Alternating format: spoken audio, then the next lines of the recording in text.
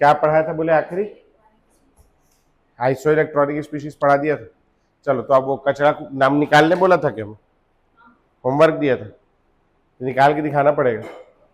है निकाल लियो, एक बार चेक कर लो कहाँ से दिया था निकालने के लिए। फिफ्थ वाले तक बता दी, फोर्थ तक बता दिया था। फिफ्थ वाले में 11 + 9 देखते जाओ, 11 + 9 और 12 + 8 20। सिक्स वाले में 20 + 16 और 19 + 17 36। फिर अगले वाले में 7 × 2 + 8 22 और 6 + 16 22। ठीक है। उसके बाद वाले में आ गया NaNO3 में 11 + 7 + 24 और 12 + 6 + 24, कितना 42 आ रहा है। अगले वाले में आ जाओ PO4 - 3 में, सब में 50 50 50 और उसके बाद सब में एक एक एक इलेक्ट्रॉन। प्रोटॉन कितना हो जाएगा 1, हाँ 2 3 4 5 6 प्रोटॉन, और इलेक्ट्रॉन सब में 1 हो जाएगा। समझी? पक्का? हेडिंग डालेंगे भैया अगला। ये आखिरी इसका 2 छोटा छोटा कचरा बचा है वो निपटा देते हैं, तो ये भी खत्म हो जाएगा, फिर नया पढ़ेंगे, है नहीं? तो हेडिंग डालेंगे भैया आइसोटोन्स। आइसोटोन्स, हाँ जी, क्या होता होगा आइसोटोन्स? तो लिख है क्या? न्यूट्रॉन्स, हाँ। तो लिखेंगे species having same number of neutrons. Species having same number of neutrons. चलो इसमें Za न्यूट्रॉन फाइंड करो।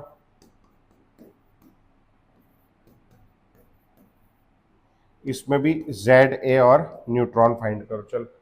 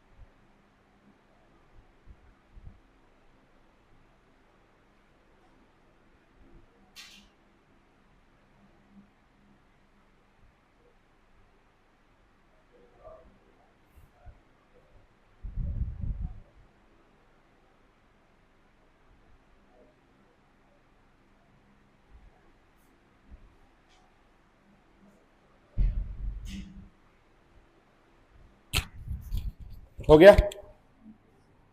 Z हो जाएगा 1 2, मास नंबर 3 4, न्यूट्रॉन 3 - 1 बराबर 2, 4 - 2 बराबर 2, 15 16 31 32, 31 - 15 बराबर 16, 32 - 16 बराबर 60। ठीक है जी, हो गया। अगला लिखेंगे भैया इसी में ही, मान लो मेरे पास 2 एलिमेंट है, एक X और एक Y। इसका जो एटॉमिक नंबर है वो Z1 है, इसका Z2 है। मास नंबर जो है वो A1 है और A2 है। ठीक। नंबर ऑफ न्यूट्रॉन्स कैसे निकालते हैं? A - Z, A - Z1, A1 - Z1, A2 - Z2। If X and Y are isotones, X और Y अगर आइसोटोन्स है तो क्या कंडीशन होगी? Number of neutrons in X is equal to number of neutrons in Y। दोनों में number of neutron बराबर हो जाएगा। Number of neutrons in X कितना हो जाएगा? A1 - Z1 is equal to क्या? A2 - Z2। तो कभी ये रिलेशन पूछ सकता है कि आइसोटोन्स के लिए क्या होता है। A1 - Z1 is equal to A2 - Z2, 2A1 - Z1 is equal to 2A2 - Z2, A1 - 2Z1 is equal to A2 - 2Z2। इस टाइप का ऑप्शन बना के, समझ में आया? ठीक, तो इसको लिख लो और खत्म आइसोटोन्स। फिर आगे बढ़ेंगे, छोटा छोटा है, मेन हिस्सा खत्म हो गया अपना। हो गया, बढ़े आगे। हो गया, लिख लिए? क्या हो गया, तेरे को लिखने नहीं दे रहे? तेरे को लिखने नहीं दे रहे सुना? क्या बोलते हैं? बोलना फोटो क्या करेंगे करके। कितने बच्चे पढ़ रहे हैं? सर अच्छा,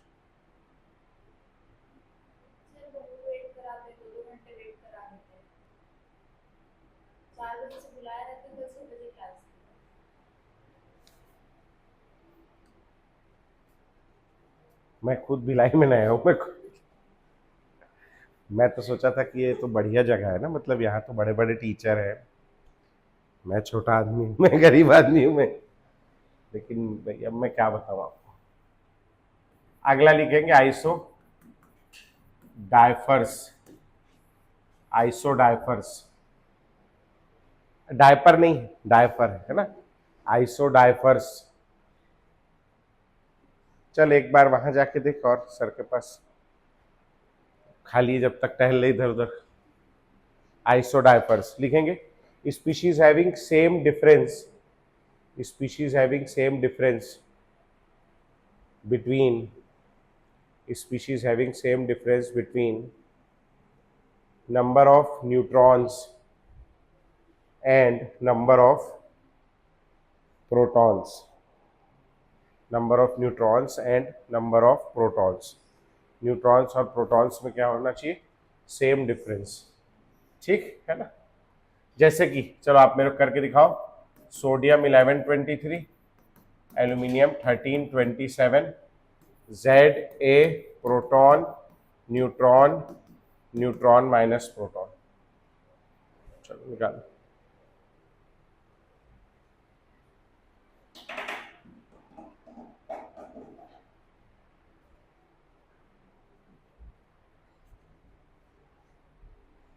एग्जाम्पल रटने की जरूरत नहीं है आपको, केवल ये याद, एग्जाम्पल नहीं पूछेगा आपसे पेपर में, ये नहीं बोलेगा कि आइसोडाइफर के एग्जाम्पल लिखो, वो आपको देगा और पूछेगा आइसोडाइफर है कि नहीं है। तो आपको केवल पता होना चाहिए कि आइसोडाइफर होता क्या है, उससे काम हो जाएगा, एग्जाम्पल रटने की जरूरत नहीं।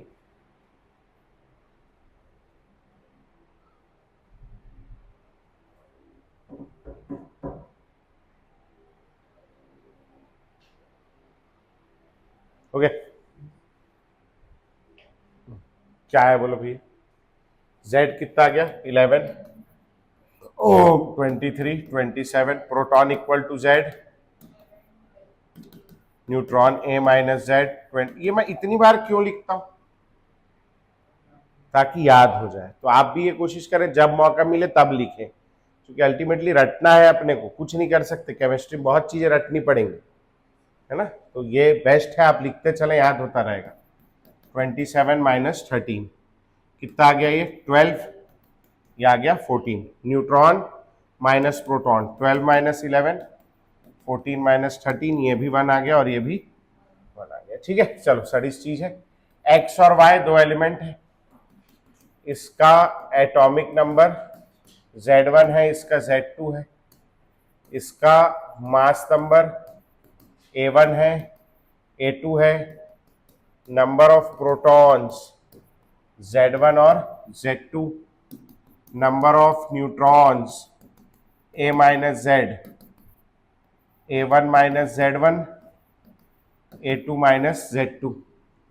ठीक, if X and Y are isodiaphers, X और Y क्या है? आइसोडाइफर्स। तो क्या कंडीशन है? Neutron minus proton in X is equal to neutron minus proton in Y। अब देखना, neutron in X A1 minus Z1 minus proton कितना है? Z1 इज इक्वल टू, यहां neutron A2 minus Z2 minus proton कितना है? Z2। कितना हो जाएगा बोलो? A1 minus 2Z1 is equal to A2 minus 2Z2। समझ में आया भैया? ये किसके लिए लगेगा? आइसोडाइफर के लिए। अब यही बोल दे, the relation A1 minus 2Z1 is equal to A2 minus 2Z2 is correct for isotope, isobar, isodiapher, isotone. समझ रहे हो, इस टाइप का सवाल बनाया जा सकता है। चलो नोट कर लो इसको भी। हो गया भैया, कर लोगे? बढ़े आगे, हेडिंग डालेंगे सिग्निफिकेंट फिगर। नहीं, सबसे पहले राउंडिंग ऑफ, थोड़ा सा राउंडिंग ऑफ, हेडिंग डालो राउंडिंग ऑफ। हाँ कर ले भाई, कर ले, मैं नहीं बोलूंगा, फोटो ले ले। ये एक जगह जारी जहाँ इसको बोल रहे हैं नोट मत कर, फोटो ले ले। तो फोटो लेना होता तो ऑनलाइन पढ़ लेती है। मतलब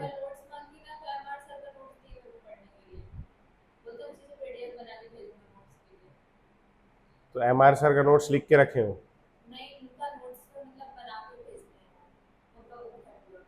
तो उसी तुमको टिका रहे थे।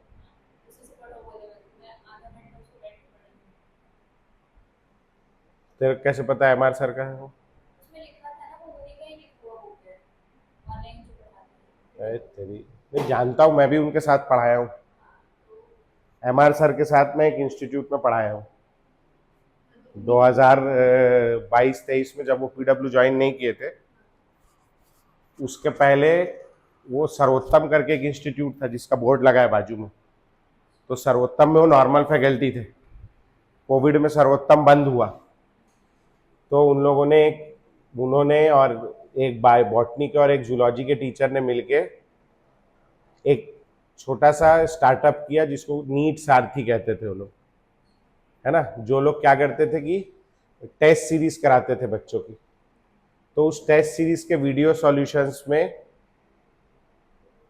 फिजिक्स वो देखते थे और केमिस्ट्री मैं देखता था।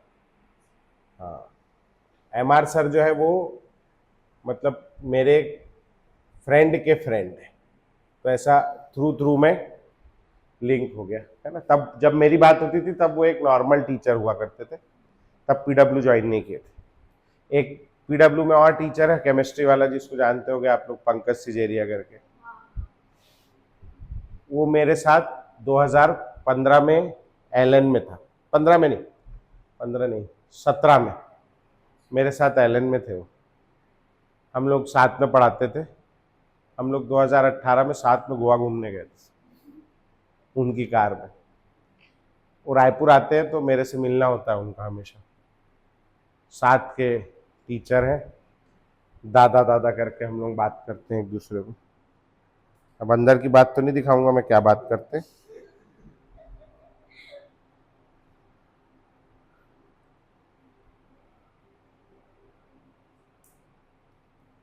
ये पंकज सिजेरिया सर दिख रहा है?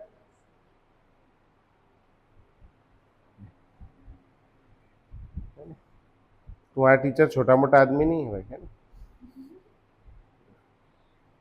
ये मैं जो YouTube पे एक चैनल बना रखा है ना मैंने, क्या एक चैनल बना रखा है जिसमें क्लास के शॉर्ट्स डालता हूँ, ये आइडिया उन्हीं का है। तो मैंने एक दिन उनको भेजा था। हाँ हाँ, मोटिवेशन नहीं, छोटे छोटे क्लास के टाइम पास कुछ ऐसे बातचीत हुई, कॉमेडी टाइप का वीडियो डाल देता हूँ। तो वो रायपुर आए थे 2025 में, तो हम लोग का मिलना हुआ था। तो एक दिन नया वीडियो बनाया, तो मैंने डाला नया वीडियो बनाया, तो उन्होंने उन्होंने बोला सर अपना इंस्टाग्राम पेज बनाओ, रायपुर वाले सर ऐसे कुछ नाम से, और रील वील डालो, अच्छी रीच आएगी, अच्छा है आप पकड़ के, आपका ह्यूमर कमाल का है। तो लिखा था कोई पढ़ाई का वीडियो नहीं डालना उसमें, केवल टाइम पास का डालना। पढ़ाई वाला वीडियो अलग से यूट्यूब पे, तो पढ़ाई वाला यूट्यूब पे डालते हैं हम लोग, और टाइम पास वाला इंस्टाग्राम। इंस्टाग्राम है भी टाइम पास की चीज़, तो इंस्टाग्राम पे टाइम पास वाला वीडियो डालते हैं। तो ऐसा है, समय समय की बात है। जबकि मैं 2024 की बात है, 2024 में ये जो है 24 या 23 की अपडेट मेरे को याद नहीं, ये PW कोटा के सेंटर हेड थे, ऑफलाइन विद्यापीठ जो चलता है ना उसके। तो मेरे पास फ़ोन आया इनका और इनकी टीम का कि ज्वाइन कर लो करके। मेरी बात हो गई थी ज्वाइन करने की, बढ़िया अच्छा पैसा भी मिल रहा था उस समय, अब तो आजकल कम मिलता है, मतलब यहाँ ही जितना रहता काम। तो सब बात हो गई, मैं जाने वाला था।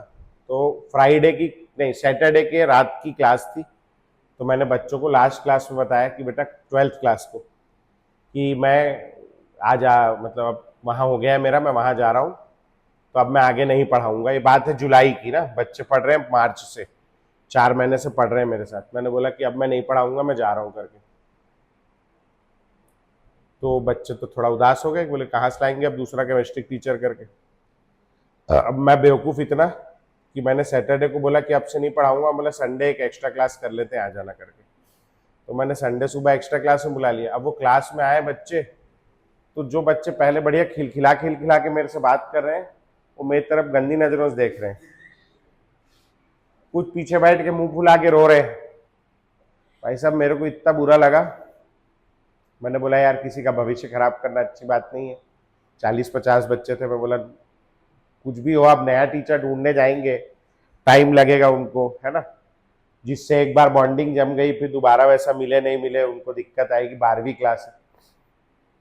तो मैंने वहां कह दिया कि ठीक है चलो मैं नहीं जा रहा हूँ करके, गुस्सा मत हो, मुस्कुराओ करके। तो मैं नहीं गया।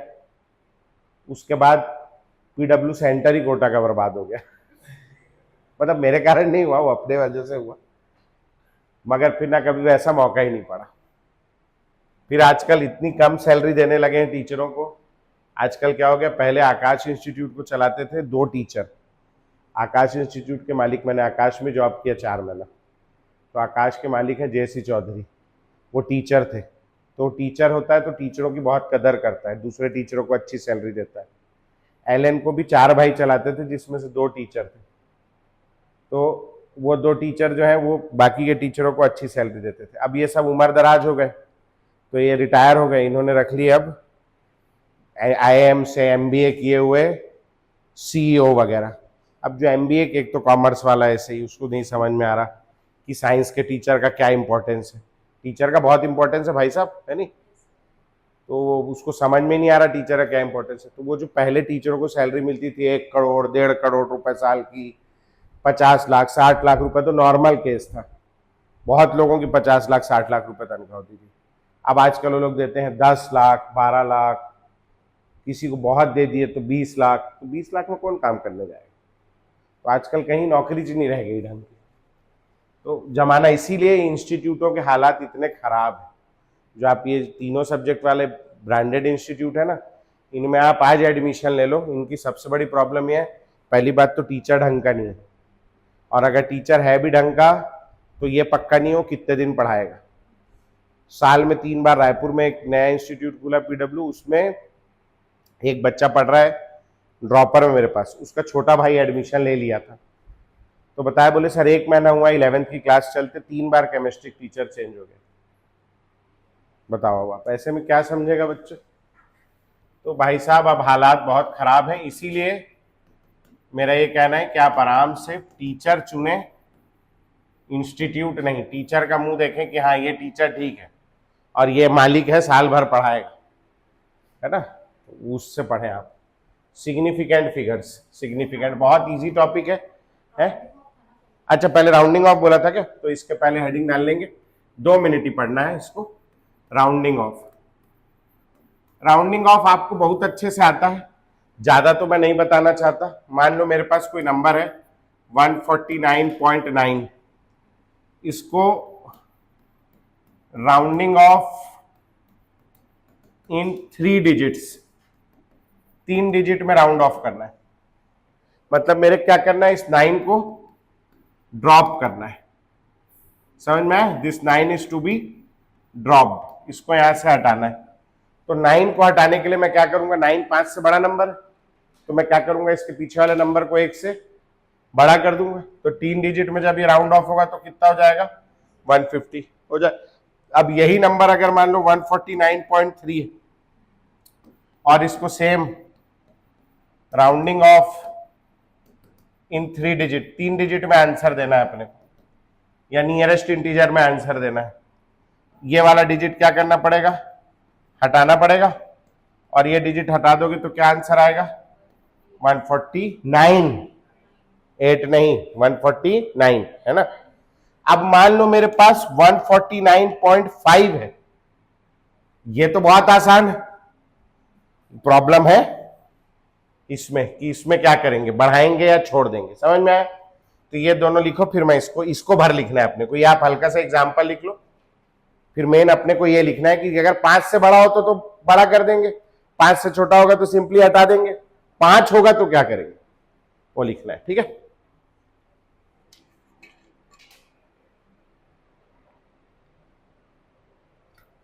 ये जेई मेंस में जो, या ऐसे तो एनसीईआरटी में भी दिया है, जेई मेन में जो इंटीजर टाइप सवाल आते हैं वहां बोलता है नियरेस्ट इंटीजर देने के लिए, ठीक, तब वहां क्या करोगे आप? इस टाइप का कोई भी एग्जाम्पल ले लो आप, यही जरूरी नहीं है, समझ गया ना मेरी भावना?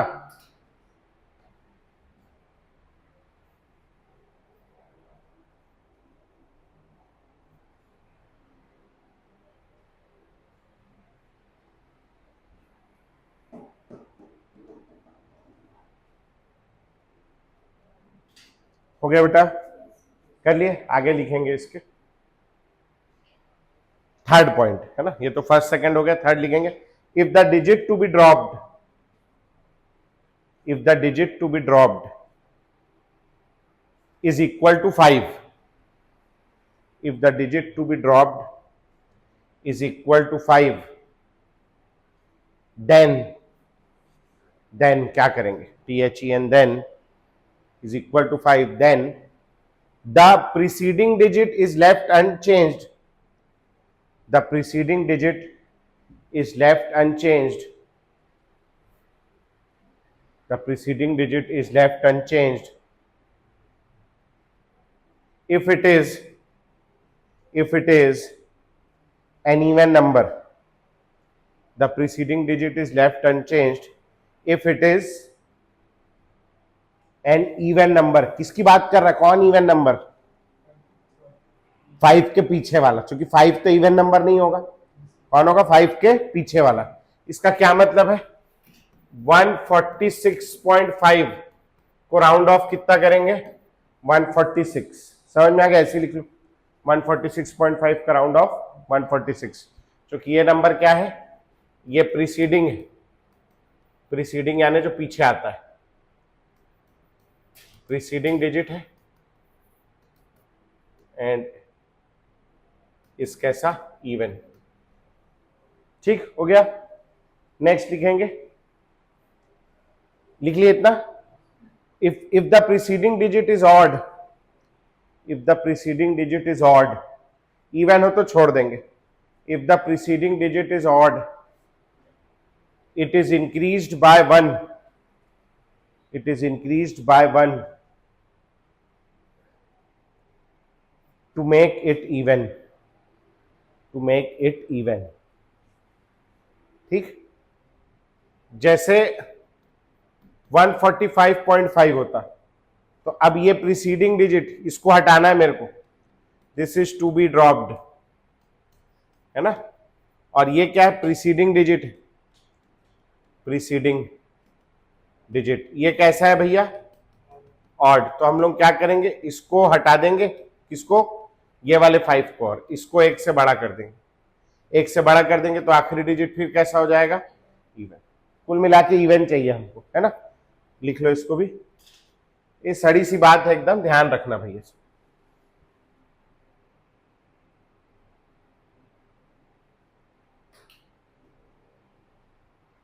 हो गया, नेक्स्ट हेडिंग डालेंगे significant figures, significant figures, significant figures.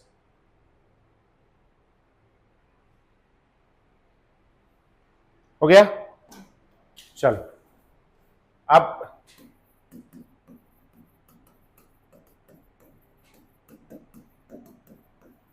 Significant figures, जैसे मान लो ये तराजू है, ये तराजू बनाओ, ये पेन है, नीचे वाला क्या है, तराजू है, तराजू में रखा मैंने, अले हो गया, चल ज्यादा हेडिंग मत डाल, हाँ एकदम एफ को घुमा घुमा के हेडिंग डाल रही है, जल्दी कर, इधर देख क्या काम का है।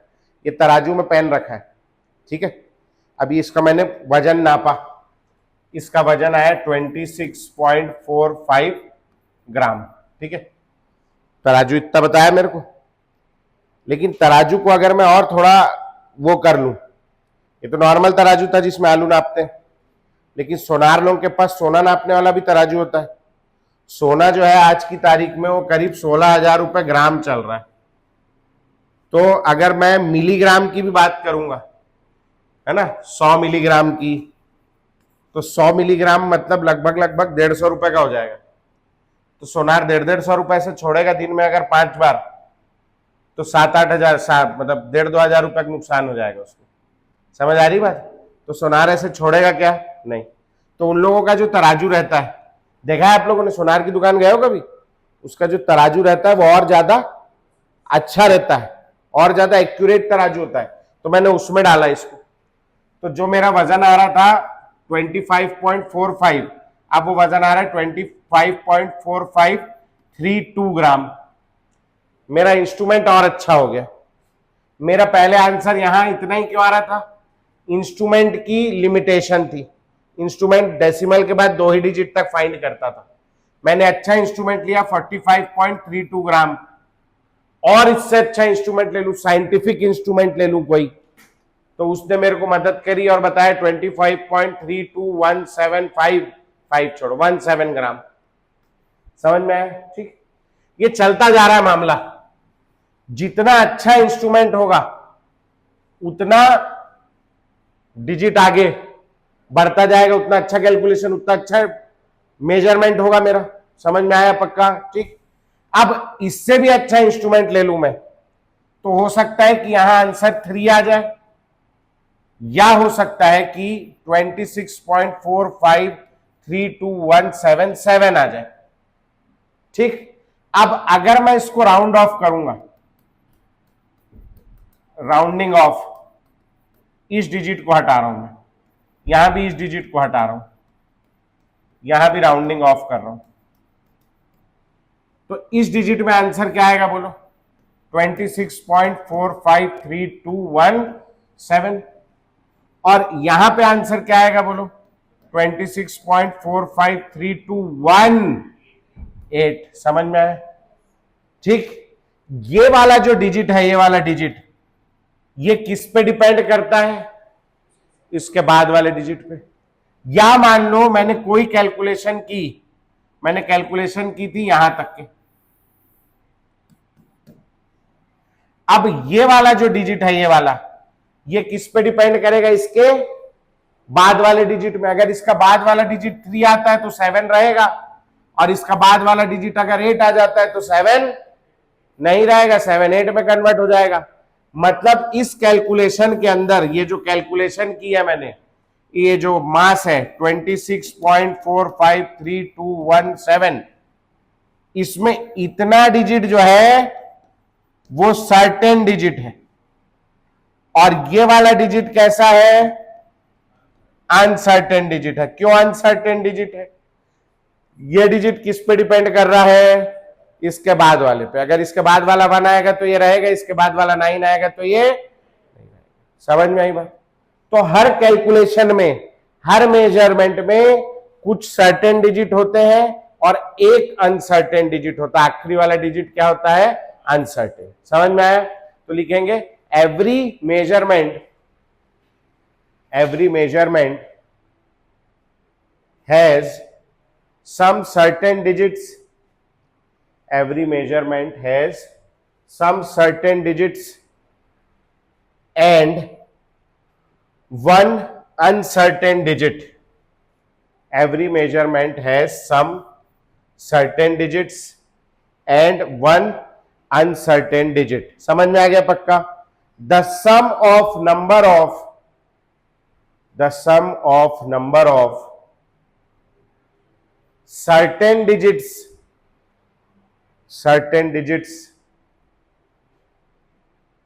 plus one uncertain digit, the sum of number of certain digits plus one uncertain digit is called significant figures.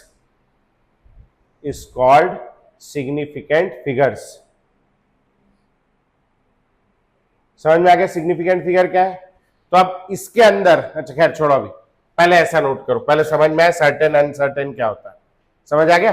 इतना ज्यादा नहीं लेना तो थोड़ा छोटा ले लो नंबर, बीच का एक दो काट देना। समझ में आ गया है ना? मैं तो बताते बताते पहुंच गया वहां तक कि जितना अच्छा इंस्ट्रूमेंट होगा उतने ज्यादा सर्टेन डिजिट्स आएंगे। हो गया?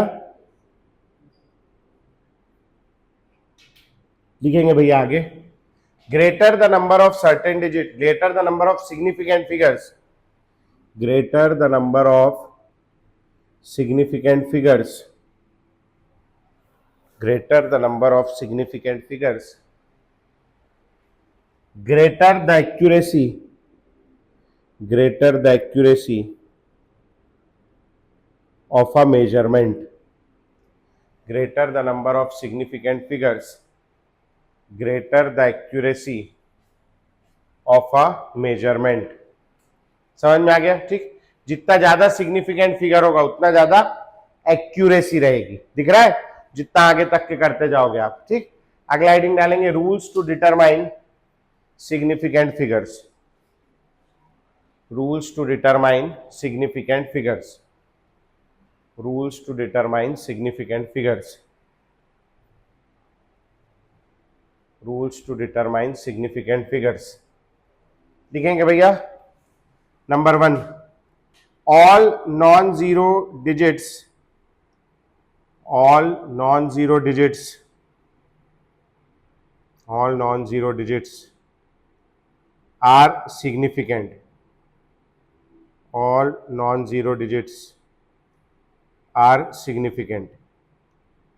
जितने भी नॉन जीरो डिजिट हैं वो सारे क्या है भैया? सिग्निफिकेंट। ठीक, इसका क्या मतलब है?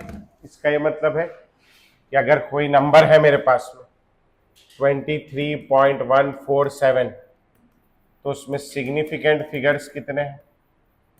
उसमें सिग्निफिकेंट फिगर हो गए 4 ये सर्टेन और 1 ये अनसर्टेन। टोटल कितने सिग्निफिकेंट फिगर हैं उसमें? 5। समझ में आया? कहीं मेरे पास 2.1456 है, इसमें कितने हैं? 5। 231.7 है, इसमें कितने हैं? 4। 147.2, इसमें कितने हैं? 4। समझ में आया? कुल मिला के सिग्निफिकेंट फिगर क्या होता है? जितने नंबर है नॉन जीरो उनको क्या कर देंगे? ऐड कर देंगे। ठीक, एग्जाम्पल लिख लो एक दो ठो।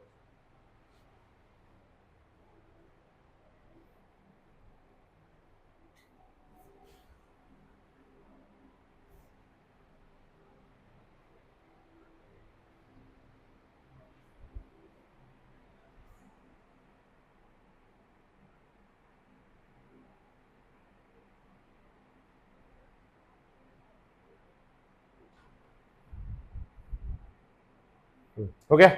लिखेंगे अगला। अब क्या हमने पढ़ लिया?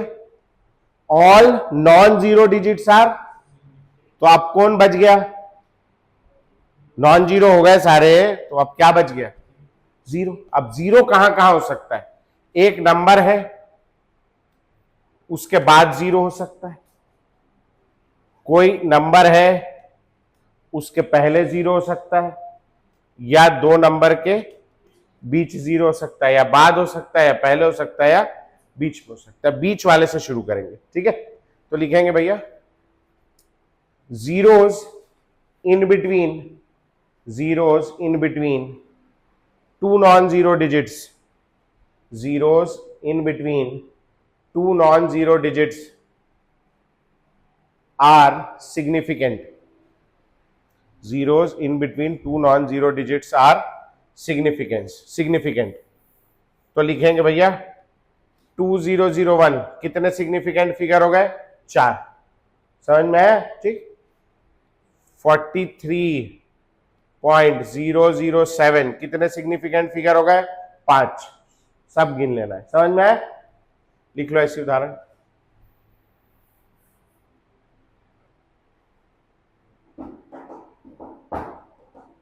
ठीक है, अपन लोग बचपन में याद करो, 3rd क्लास में पढ़ते थे जब, तो अपन लोग लिखते थे क्लास 3, या अपन लिखते थे क्लास 3, या अपन लिख सकते हैं क्लास 3, या अपन लिख सकते हैं क्लास 3, क्या फर्क पड़ जाएगा? कोई फर्क नहीं पड़ेगा। मतलब ये सामने का 0 सिग्निफिकेंट है नॉन सिग्निफिकेंट? नॉन सिग्निफिकेंट, कोई काम का नहीं। तो लिखेंगे भैया 0 on the left of first non zero digit, zeros on the left of first non-zero digit, bracket में लिखेंगे beginning of a number, beginning of a number are not significant, beginning of a number are not significant, significant नहीं है। समझ में आया? Example लिख लेंगे भैया। 11 में कितना सिग्निफिकेंट फिगर है? 2, नॉन जीरो है दोनों। 011 में कितना है? 2। 0011 में कितना है? 2। समझ में आ गया? इस टाइप का कुछ लिख लेंगे। ठीक, कौन कौन सा हो गया अपना? अपना बीच वाला हो गया और अपना पहले वाला हो गया। कौन सा वाला बचा है? बाद वाला। तो लिखेंगे भैया zeros at the end of a number, zeros at the end of a number are only significant, are only significant if they are present, if they are present on the right side, on the right side, bracket में लिखेंगे after, right side bracket में लिखेंगे after decimal point, bracket बंद कर देंगे after decimal point, after के बाद bracket बंद कर देंगे, है ना, डेसिमल पॉइंट। समझ में आया? Right side of decimal point में तो ही सिग्निफिकेंट है। मतलब क्या है इसका? कि जैसे मेरे पास में है नंबर कोई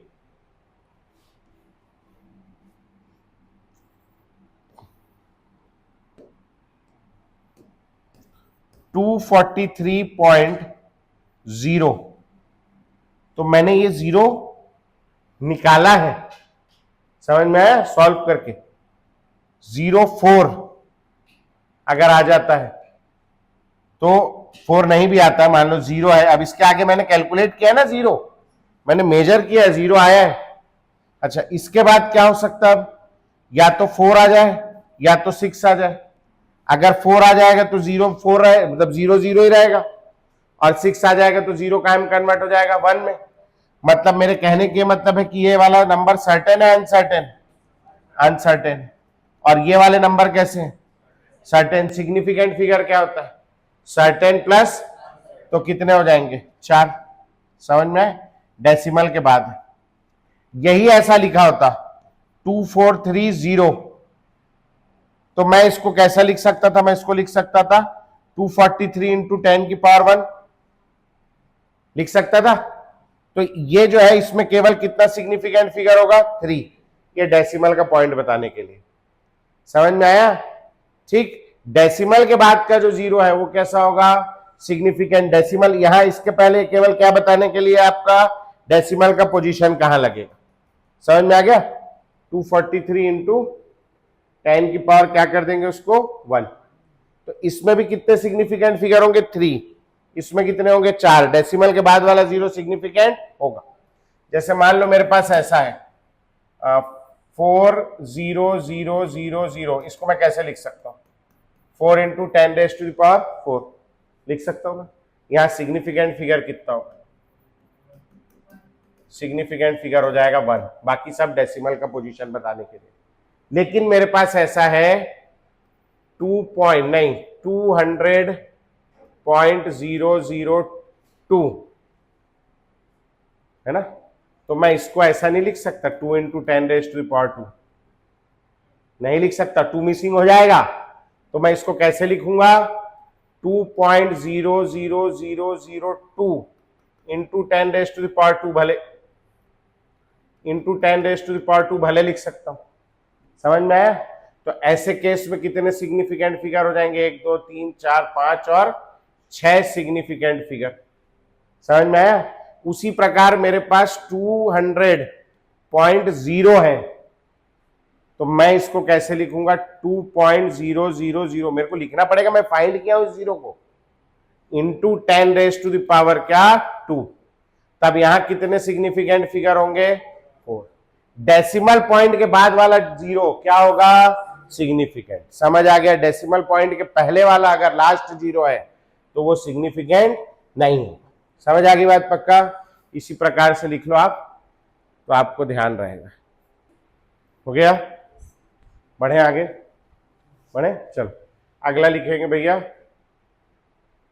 वाइल काउंटिंग थिंग्स। अगला लिखेंगे, अगला रूल है, while counting things like 20 pence, like 20 pence,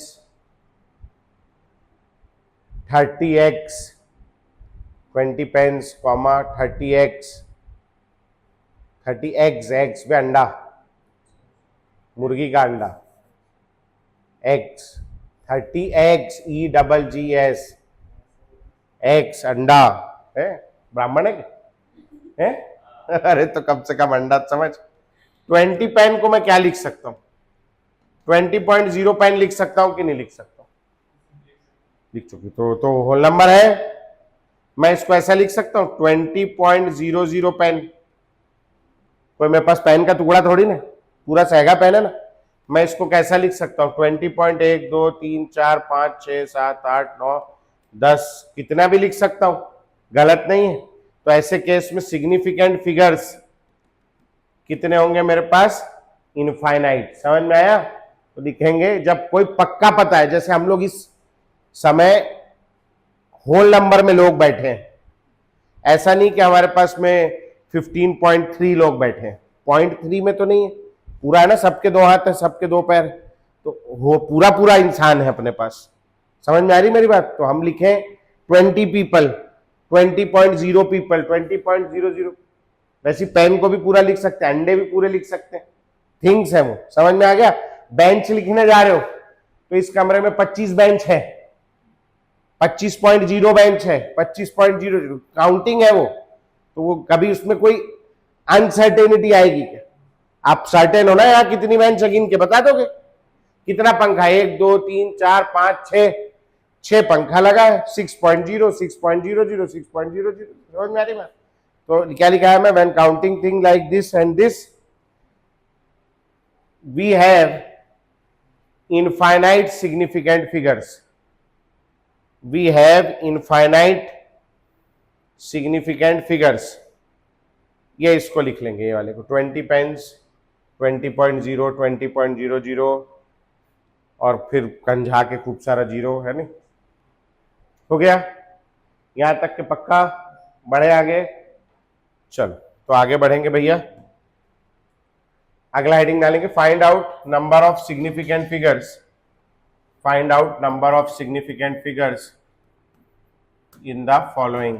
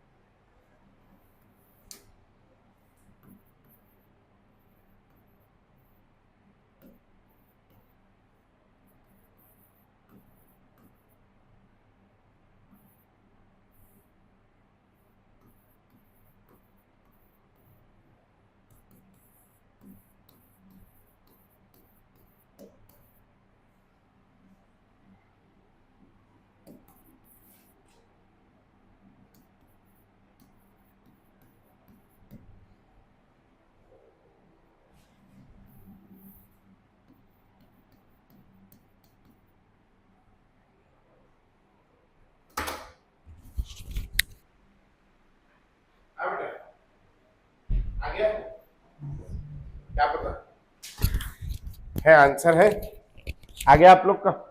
चलो बोलो, इसमें कितना सिग्निफिकेंट फिगर आएगा? 6, इसमें 5, इसमें ये 0 सिग्निफिकेंट है कि नहीं है? तो 4 और 2 6, इसमें ये 0 सिग्निफिकेंट है कि नहीं है? तो कितना हो गया? 5, इसमें ये 0 सिग्निफिकेंट है कि नहीं? नहीं, तो कितना हो गया? 3, इसमें ये 0 सिग्निफिकेंट नहीं है, ये 3 है, डेसिमल के पहले वाला सिग्निफिकेंट नहीं है, तो इसमें कितना सिग्निफिकेंट फिगर होगा? ओनली 3।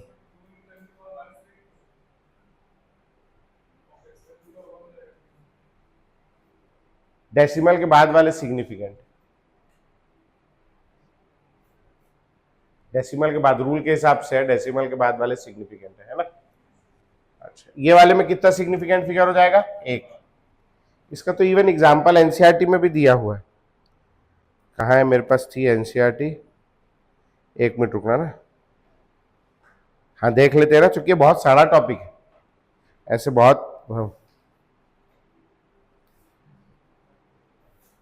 हाँ 0.200 हैज 3 सिग्निफिकेंट फिगर। अच्छा 200,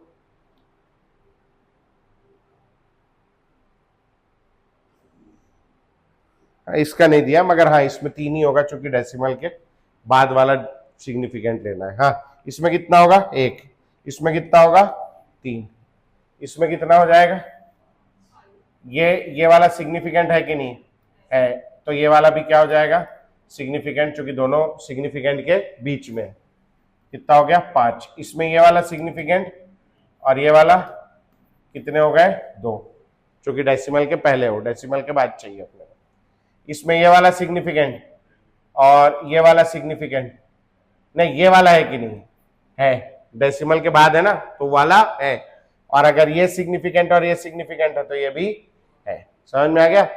तो टोटल कितने सिग्निफिकेंट हो गए? 1 2 3 4 5, इसमें कितने होंगे? इनफाइनाइट। समझ आ गया पक्का? आगे लिखेंगे भैया, addition and subtraction of significant figures. Addition and subtraction, addition and subtraction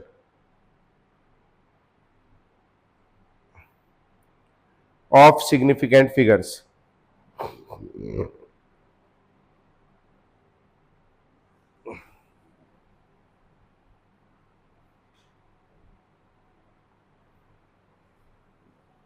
लिखेंगे भैया, the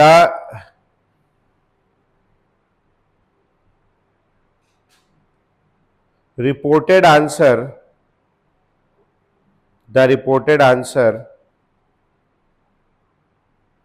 cannot have more digits to the right, cannot have more digits to the right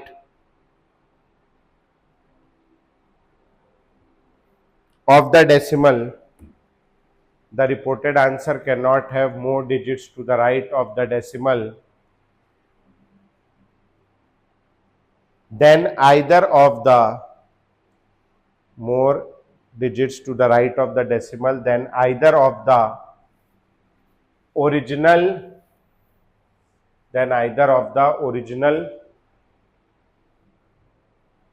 figure, than either of the original number। जैसे मेरे पास है 22.473 और यहाँ मेरे पास में है 14.21, ऐसा। समझ में आ गया भैया? ठीक, इसका मैं एडिशन करने जा रहा हूँ। कितना एडिशन हो जाएगा? 3 8 6 6 और 3। आंसर कितना आ रहा है? 36.683 digits after decimal. Digits after decimal, यहां कितने हैं? 3, यहां कितने हैं? 2। तो जो रिपोर्टेड आंसर है, reported answer should not have more than 2 digits, 2 digit से ज्यादा नहीं होने चाहिए। ठीक है, तो रिपोर्टेड आंसर में कितना डिजिट हो रहा है? 3। तो क्या करना पड़ेगा अपने को? एक को हटाना पड़ेगा, किसको ड्रॉप करेंगे? 3 को ड्रॉप कर देता हूं, आखिरी वाले 3 को ड्रॉप करेंगे। आखिरी वाले 3 को ड्रॉप करूंगा तो आंसर क्या हो जाएगा बोलो? बस रिपोर्टेड आंसर 36.68। अब मान लो ऐसा कि ये 9 होता है यहां, तो यहां लास्ट में क्या आता? 9, तो रिपोर्टेड आंसर क्या होता? 38.69। इस नंबर को क्या करते? एक बढ़ा देते, तो राउंड ऑफ वाला सिस्टम। ठीक है, नोट करो इसको ऐसे।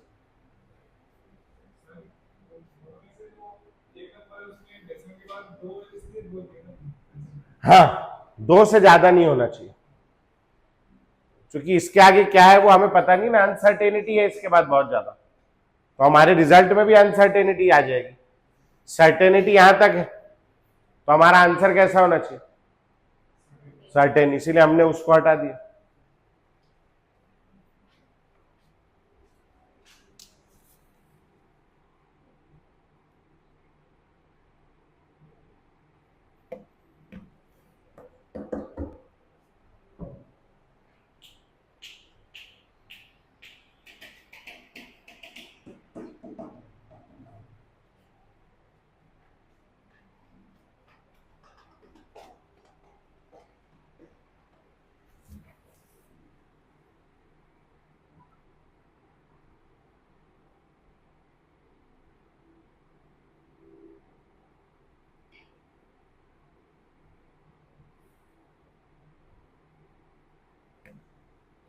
हो गया?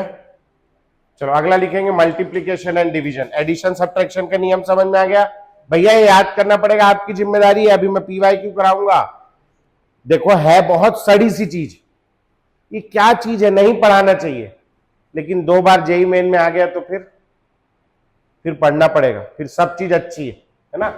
जैसे अभी इसी चैप्टर के लास्ट में हम लोग पढ़ेंगे डाल्टन से एटॉमिक थ्योरी। डाल्टन अंकल ने 5 पॉइंट दिए और लगभग 5 हम लोग गलत प्रूफ कर सकते हैं, है ना। तो डाल्टन से एटॉमिक थ्योरी को नहीं पढ़ना चाहिए, हम लोग पढ़ाते भी नहीं थे, लेकिन 2023 या 24 में नीट में सवाल आया 2 साल लगातार, तो फिर पढ़ाना पड़ेगा।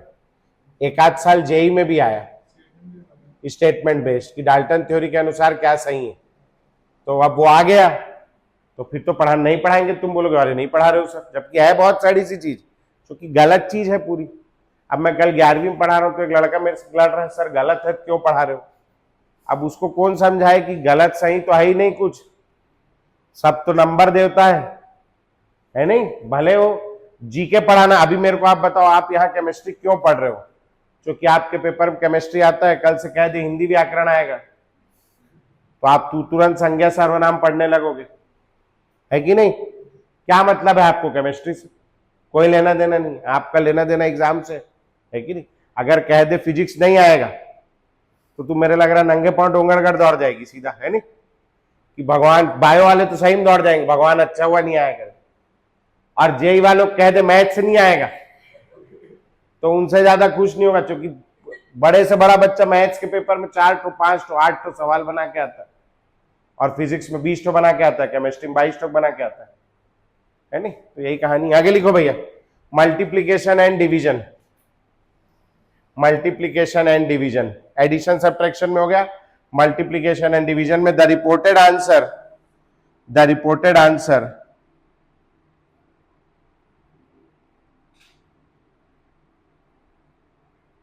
should not have more significant figures. The reported answer should not have more significant figures as the original number. नहीं, more significant figure than, as नहीं, than the original number with least significant figures. Then the original number with least significant figures. जैसे मेरे पास है 2.315 multiplied by कुछ अच्छा number ले लेते हैं 3.7 से मल्टीप्लाई करना है, ठीक है? आओ चलो मल्टीप्लाई करें, एक तो नया टास्क है।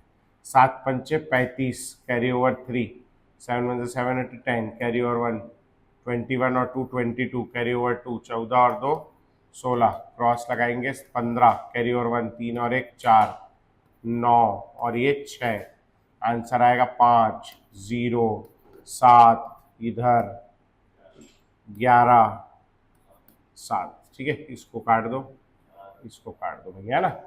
और कितने के बाद डेसिमल लगेगा? 4 के बाद। तो ये आंसर आ गया अपना 71.0705।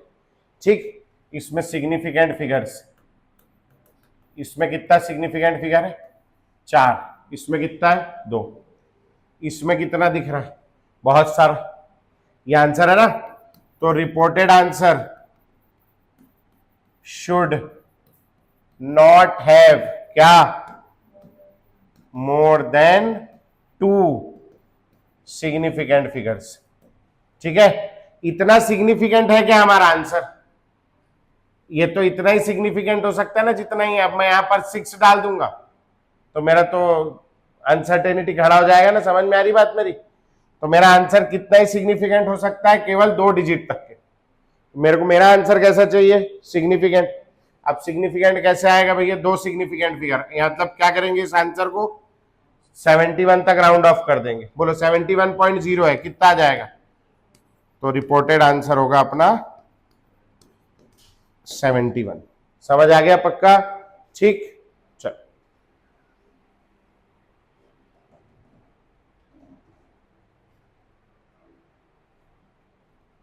भैया ये बीच का मत लिखना आप लोग, है ना? क्या मतलब है? आप सीधा आंसर लिख देते है ना, टाइम का है वेस्ट करना। और ये करने के बाद ना मॉड्यूल निकालना बेटा, PYQ लगाएंगे 2-4 तो।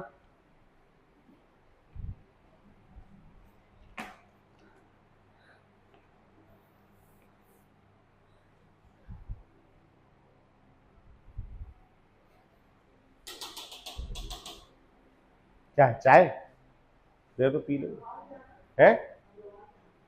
आप पी लेंगे, लाओ बैटरी होगी।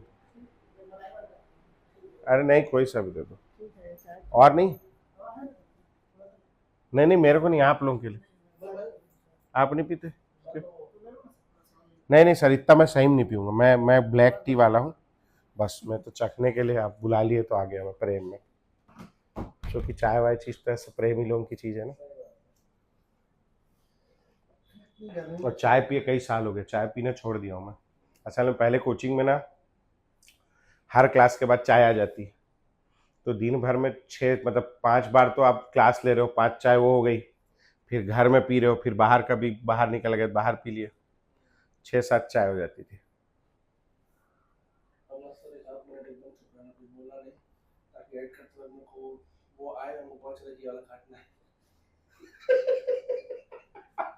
क्या हो गया? तो चला गया, तो चला गया, वीडियो में चला गया।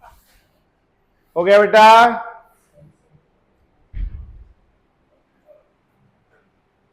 बोले चाय पी लो करके, बाहर बुला के। मैं बोला पी लेता हूँ भाई, ये तो प्रेम की चीज है, कोई गलत बात तो है नहीं। चलो आगे लिखे। अच्छा नहीं, वो page number 35, question number 1। Page number 35, question number 1। बोलो भैया। पूरा आंसर नहीं मल्टीप्लाई करना है दीदी, नीचे ऑप्शन का भी मदद लेना है ना? ऑप्शन तो दिया हुआ है ना बेटा। 1 मिनट ना। हेलो जी मैम। जी मैम नमस्ते। हाँ अच्छा।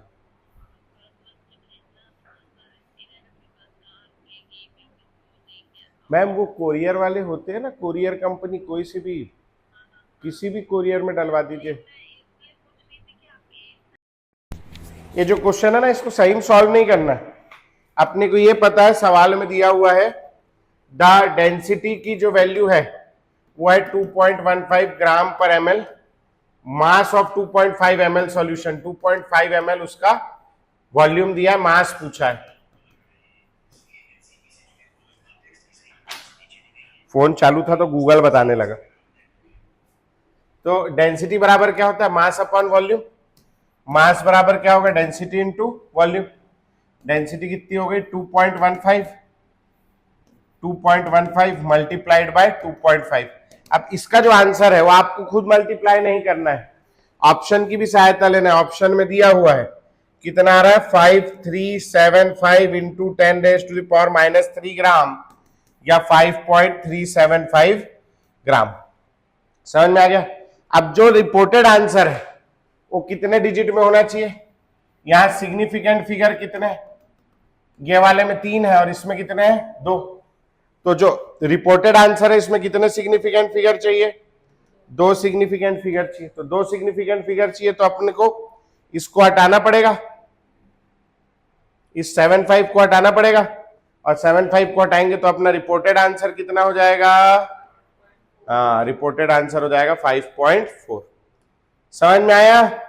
अब ये नीट 2022 में आया हुआ सवाल है, मेरी कोई गलती नहीं, पढ़ना पड़ेगा। आओ सर जेई में नहीं आता होगा, पेज नंबर 38 क्वेश्चन नंबर 1,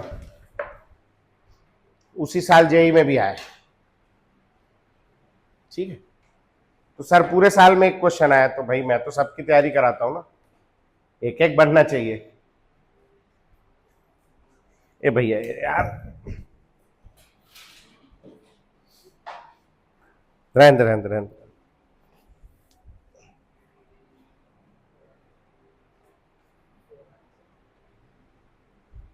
है, उसके नीचे वाला भी करना, दोनों सिग्निफिकेंट फिगर का।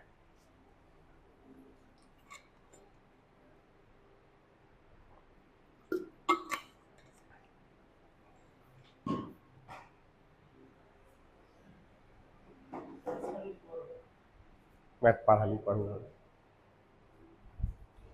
The using the rules for significant figure the correct answer for the expression, ऊपर वाला देखो आप मल्टीप्लीकेशन है डिवीजन है, मल्टीप्लीकेशन डिवीजन है ना, तो रिपोर्टेड आंसर में क्या होना चाहिए, least number of significant figure, जो लीस्ट ओरिजिनल नंबर में। ए बेटा मल्टीप्लाई नहीं कर, क्वेश्चन को पढ़, क्या होना चाहिए, लीस्ट डिजिट्स होना चाहिए, लीस्ट सिग्निफिकेंट फिगर होना चाहिए। अब पहले वाले नंबर में ऊपर नंबर है जो 2858, उसमें कितना सिग्निफिकेंट फिगर है 4, दूसरे वाले में कितना है 3, उसके बाद वाले में कितना है 4, हाँ पहले वाले में 5 है ना, तो अपने जो आंसर है उसमें कितना होना चाहिए 3, तो कौन से में 3 सिग्निफिकेंट फिगर है, बस तो आंसर हो जाएगा। राउंड ऑफ करके ना बेटा, कर लिए, राउंड ऑफ कर लिए, 5 6 का राउंड ऑफ तो 8 ही हो जाएगा, 0.06 हो जाएगा ना। अगला वाला करो, अगला वाला।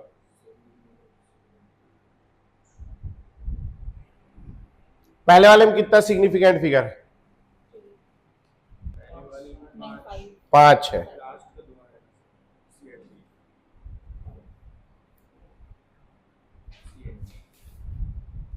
उसके बाद वाले में कितना है 5, 1 मिनट यार, रुको, पहले वाले में ACD ऑप्शन होगा क्या बेटा, ये ना, हाँ अपने से गलती हो रही, ठीक, इसको करेक्ट कर लेना ना, मैं भी ज्यादा नहीं पढ़ाता हूं ये वाला जो है ना, इसमें एक ही सिग्निफिकेंट फिगर होगा, एक ही कर लेना, मेरी गलती है ना, सॉरी, है ना, एक ही होगा, मतलब शुरू का 0 0 सिग्निफिकेंट नहीं होगा। और कहीं गड़बड़ी है क्या अपनी, नहीं, बस बाकी सब ठीक लग रहा है ना, एक ही होगा। तो अब इसमें आप आ जाओ, हाँ तो अब ऊपर वाला तो सही है अपना, फोर्थ, उसके बाद वाले को देखो, पहले वाले में कितना सिग्निफिकेंट फिगर है 3, दूसरे वाले में कितना है 5, तीसरे वाले में कितना है 3 पॉइंट के बाद है ना, और उसके बाद वाले में भी 3, तो कौन सा आंसर होगा A, C और D। समझ में आ गया पक्का। हेलो, हाँ क्यों बात कर रहे हैं आप, क्यों बात कर रहे हैं, नहीं चाहिए, क्यों करते हो बात आप लोग, बिल्कुल मत लगाया करो फोन। बजाज फाइनेंस से बोल रहा हूँ, लोन ले लो, अरे नहीं चाहिए भाई।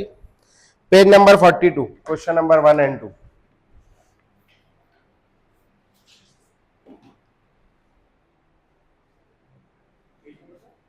Page number 42।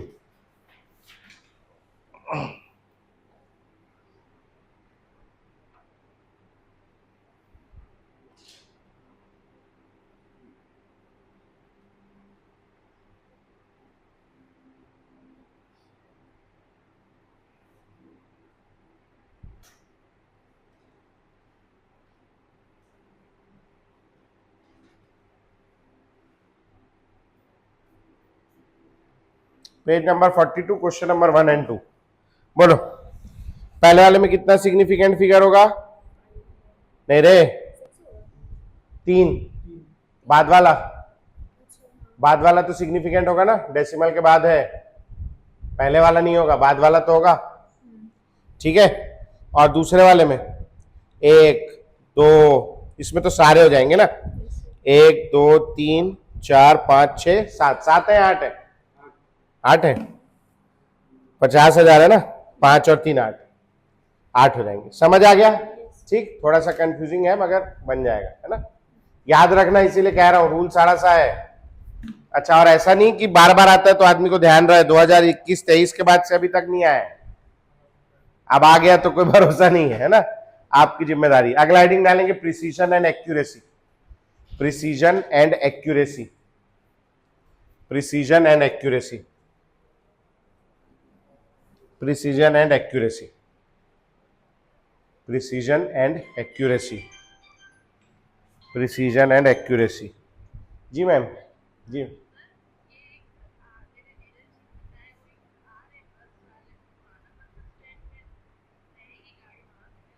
पुराना बस स्टैंड में या नया बस स्टैंड में? पंडरी वाले में, हाँ करा लूंगा मैं कलेक्ट, कोई दिक्कत नहीं, नंबर दे देंगे मेरे को, बस मैं करा लूंगा। हाँ हाँ हाँ, मोनू का नंबर दे दो ना, है ना। हाँ हाँ, ठीक ठीक, okay.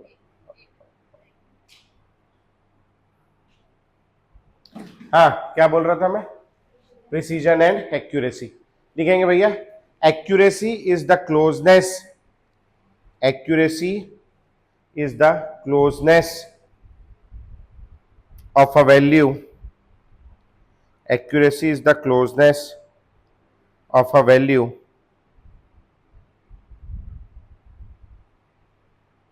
to the true value of the result, to the true value of the result,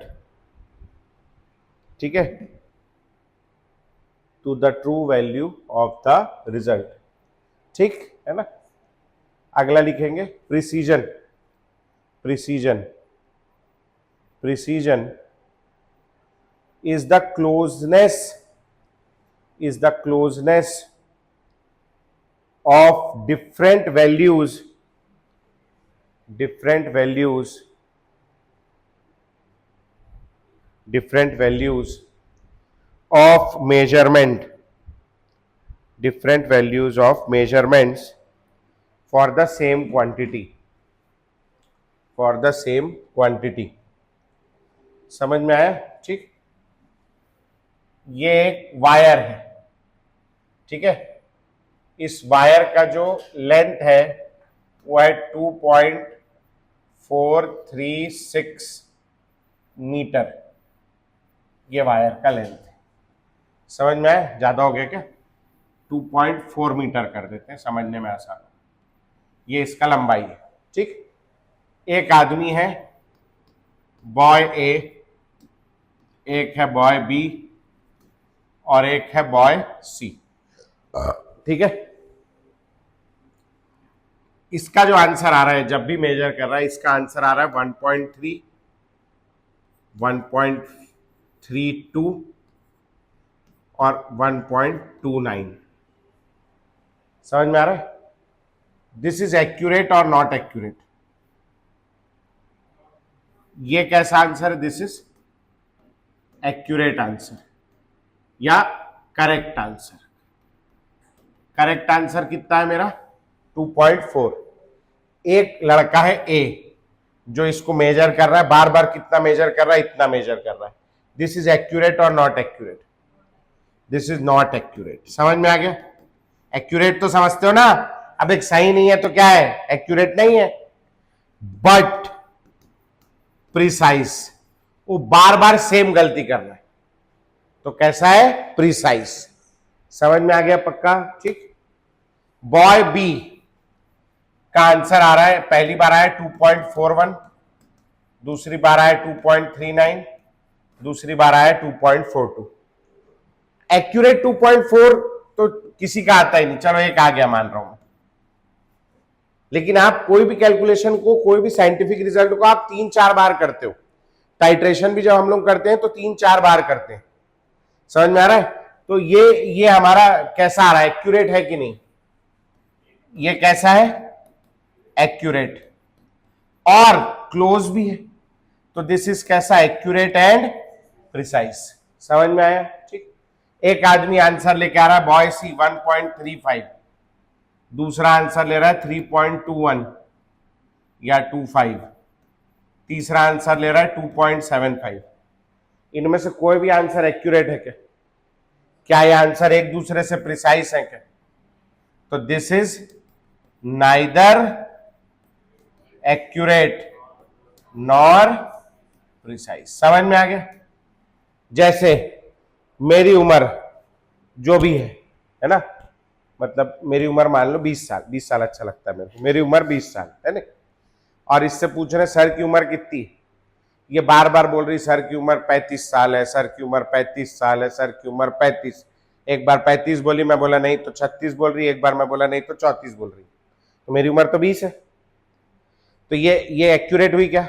नहीं, मेरी 20 है उम्र, ये एक्यूरेट नहीं है, लेकिन ये प्रिसाइज। इससे पूछ रहा हूं, ये बोल रहा है 19 है, फिर बोल रहा है 20 है, फिर बोल रहा है सर 18 के ही लग रहे हो, तो ये एक्यूरेट भी है और प्रिसाइज भी। इससे पूछ रहा हूं, ये एक बार बता रहा है 10 साल के हो सर आप बताओ, एक बार पूछ रहा हूं 40 के बोल रहा है, एक बार पूछ रहा हूं 50 का बोल रहा है, तो ये नाइदर एक्यूरेट नॉर प्रिसाइज। समझ में आ गया एक्यूरेट प्रिसाइज क्या होता है? बन जाएगा पक्का, ठीक। चलो इसको नोट कर लो, फिर आगे बढ़ेंगे। आगे क्या बढ़ेंगे इसको नोट करो, खत्म करेंगे आज की क्लास। अगली क्लास से हेडिंग डाल के, नहीं अभी नहीं, थोड़ा सा और पढ़ाऊंगा, फिर हेडिंग मोल कंसेप्ट की, ठीक है। आपका होमवर्क बता देता हूं मैं आप लोगों को। एक्सरसाइज 1 में क्वेश्चन नंबर 72 से लेकर के 82 तक और 84 और 85, ठीक है, इतना आप लोग करके लाएंगे, ठीक है जी। चलो छुट्टी आज के लिए।